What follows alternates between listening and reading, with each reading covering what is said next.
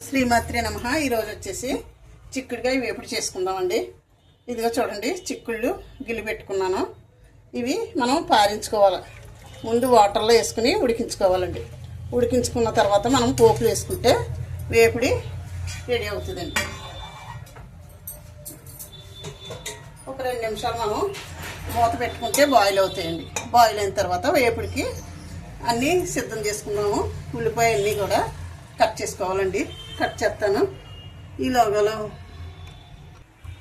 ఒకసారి మూత తీసుకు చూసుకున్నామండి, ఉడుకుతున్నాయి లేదో. అవన్నీ చిక్కుళ్ళు బాగా ఉడుకుతున్నాయి కదా, ఇంకొక కొంచెం ఉడికితే బాయిల్ అవుతాయి. మనకి పోపు వేసేసుకుందాము. మూత పెట్టుకునే ఉంచుకుందాము.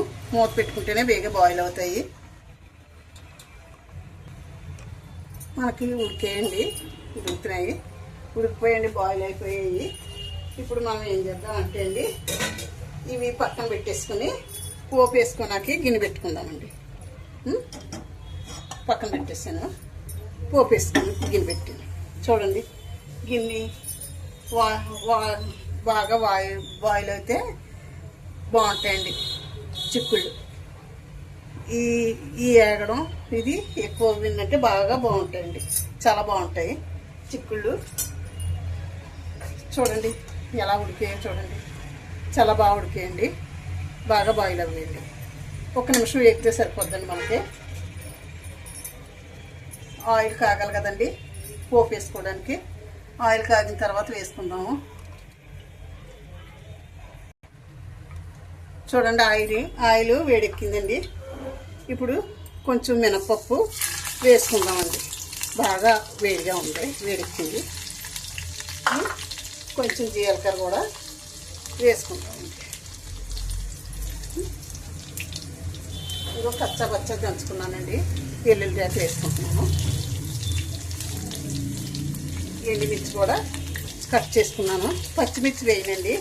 ఏంటంటే మనకి చిక్కుళ్ళకి పచ్చిమిర్చికి తేడా ఉండదు కదండి. అందుకని పిల్లలు తింటే నోరు మండి ఏడుస్తారని చిక్కుళ్ళలోని నేను వేయనండి పచ్చిమిర్చి. కొంచెం కరివేపాకు కూడా వేసుకుంటాము. ఆనియన్స్ కూడా వేసేస్తున్నాను. చాలా బాగుంటుందండి. కొంచెం సాల్ట్ కూడా వేసుకుంటాము. ఇటువంటి సాల్ట్ చూసుకుని వేసుకోవాలండి. వేపుడు కదా, తక్కువే పడుతుంది సాల్ట్ అయితేనే.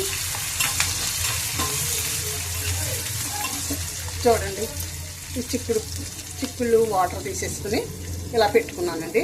ఇవి వేసేసుకుంటున్నాను. చిక్కుడుకాయ వేపుడి చాలా బాగుంటుందండి. కొద్దిగా మనం ఏం చేయాలంటే అల్లం వెల్లుల్లి పేస్ట్ కూడా వేస్తున్నానండి. మగ్గి బాగుంటుందండి,